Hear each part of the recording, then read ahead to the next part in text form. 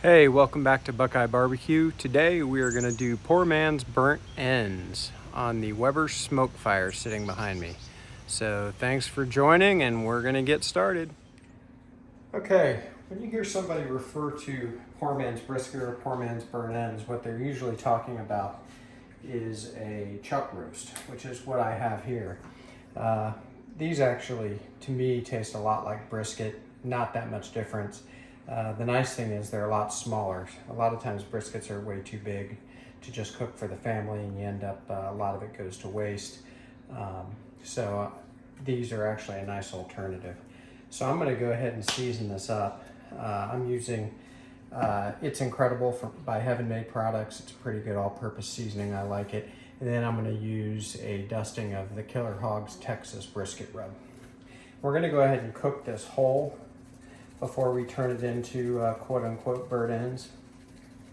So I'm just gonna put a light coating, pat it in, and I'll be sure and get the sides too before we're done. And then I'm gonna do a coating of the brisket rub.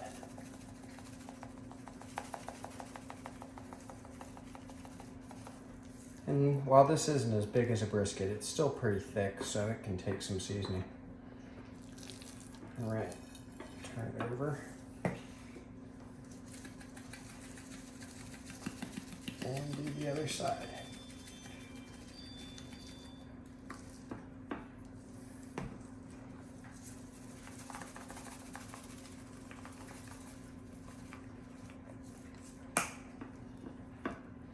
And then oftentimes I'll just use what's on the cutting board or the plate to get the sides.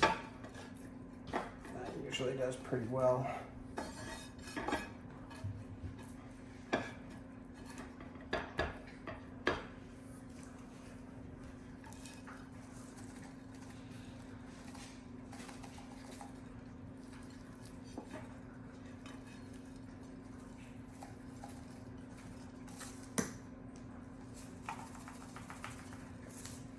There we go. All right, so I've got the Weber smoke fire coming up to temperature. So we will bring you out when we put it on here in a few minutes. Okay, so the smoke fire is up to temperature. So I'm gonna get this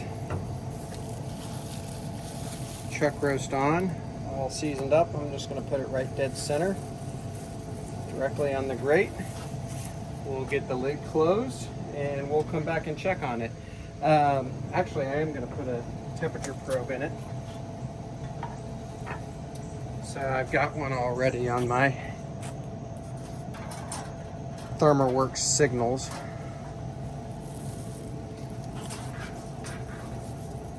And I'm just going to try to get it pretty dead center.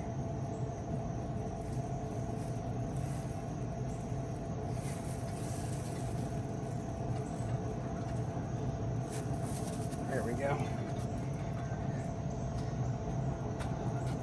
So, and that's already registering 38 degrees or something like that. So that's pretty dead on because I took it out of the refrigerator maybe 15 minutes ago. So we will come back and check on this in about an hour.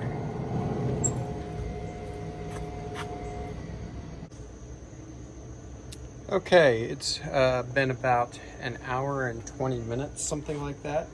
The smoke fire is running pretty solid, actually a little low on the temperature. Been hovering in 230 to 250. I meant to say earlier, and I don't think I did, that I've got it set on 275. So it's running a little lower, but I'm not worried about it. The chuck roast is up to 150, and I think it's coming into the stall. So we'll take a look at it here.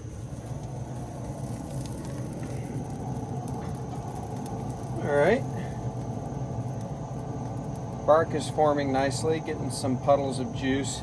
The way the chuck roasts are and the shape of them and the way the muscle comes together, sometimes you'll get that. It's not a big deal. And I'm not going to worry so much about bark doing these burnt ends. So it's looking good though. So I will probably let it go just a little bit longer, maybe get up to 165, 170, and then I probably will wrap it, let it finish, and then we'll get it inside and get it cut up to do our burnt ends. So I'll bring you back later. Okay, it has been right at 2.5 hours, so we're going to take a look here. Internal temperature is about 164, 165. It is definitely in the stall. It looks outstanding. I love the color on it. And my ThermoWorks doesn't like the temperature dropping like that. Sorry about the beep.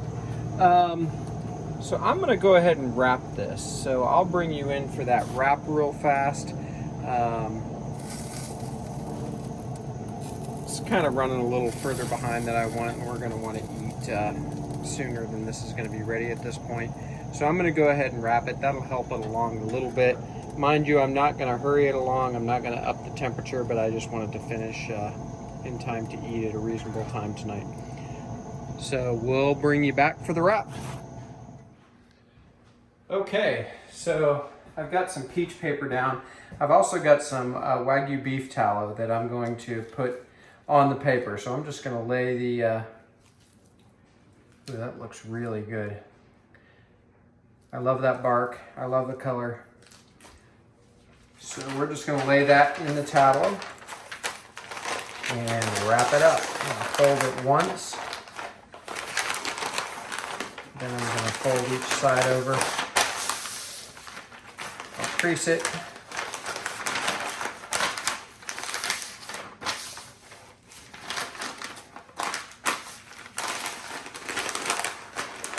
And just package it up like that. So we're gonna get it back out to the smoke fire, and I'm gonna get the temperature probe back in it, and then we'll just monitor it until it gets between 195 and 200 probably. And I'll bring you back. Okay, I pulled the chuck roast off of the smoker when it was at about 195 to 201, depending on where you probed it. So I am now going to cut this up into chunks. And as part of that, I'm gonna go ahead and remove some of the bigger fat pieces. The chuck roast is actually sort of divided in two and separated by a pretty large piece of fat. I like to do this whole and keep that fat in there to render. But when I make the burnt ends, I'm gonna pull it out. So now I'm just gonna cube it up. It is so tender. You can make your burnt ends whatever size you like. I like about 1 inch by 1 inch. Doesn't have to be perfect.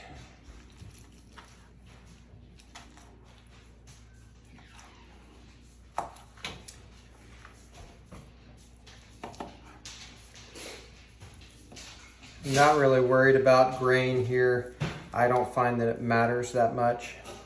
Whereas if we were doing slices, that might be different.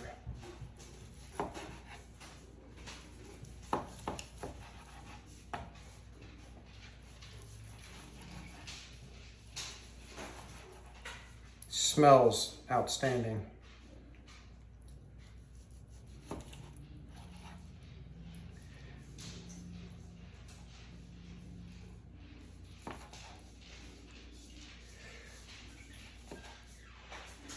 It's all I can do not to try one of these, if I'm being honest.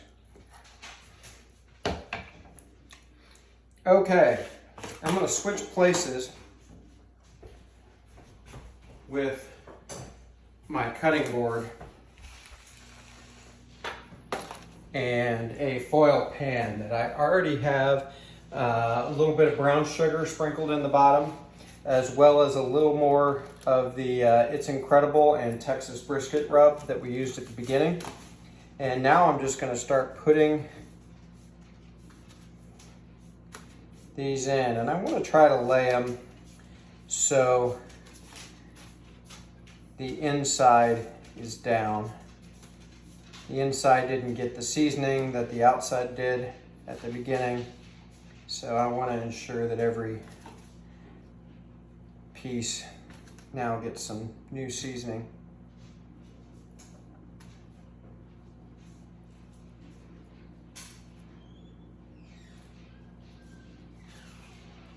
Man, these smell good.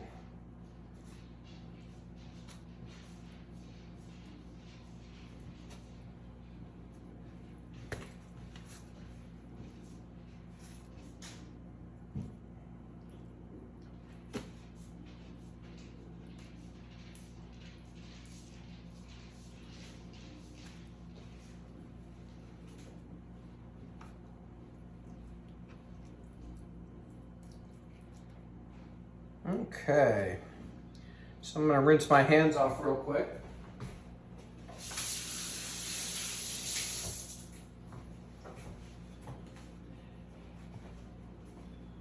And now I'm going to come back and do another sprinkle of my 2 rubs. Pretty light, because I don't want to over season.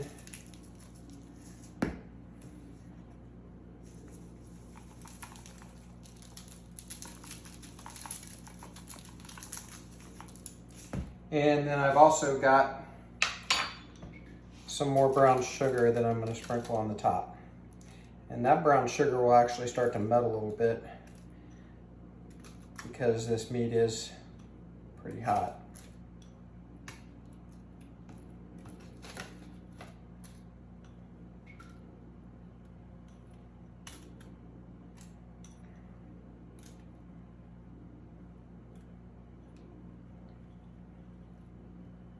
Okay.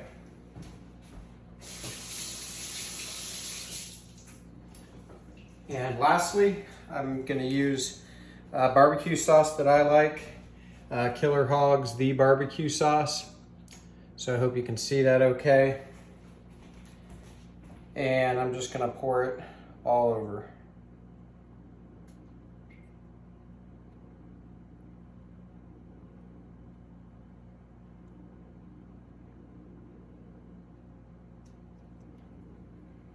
There we go.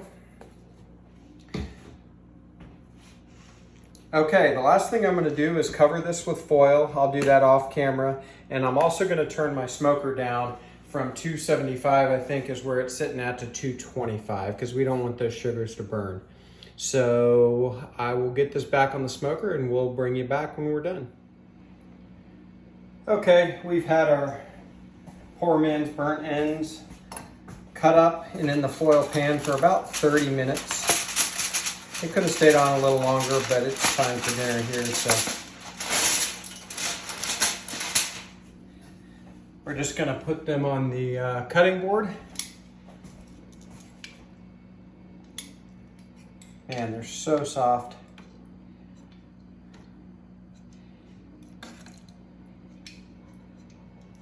I'm gonna not pile these up because I wanna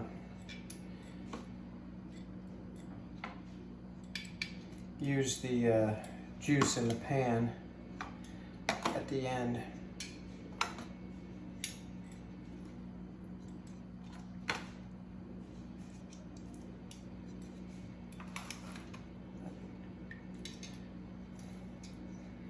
Of late, I haven't been tasting on the camera. That might change tonight,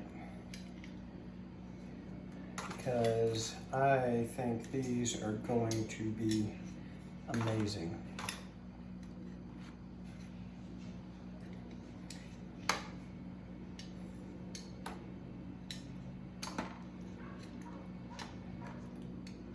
There might be some purists in the crowd that want to question me calling these burnt ends, and that is why I call them poor man's burnt ends. Obviously, burnt ends come from the point of the brisket. I get it. So feel free to yell at me in the comments, that's fine. All right. Boy, I hope you can see that. I had forgotten to turn my light on, so I might be able to see a little bit better. Okay.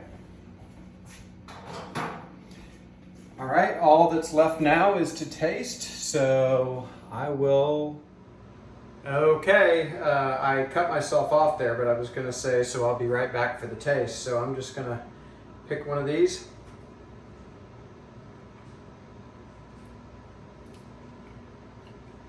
That's really freaking good.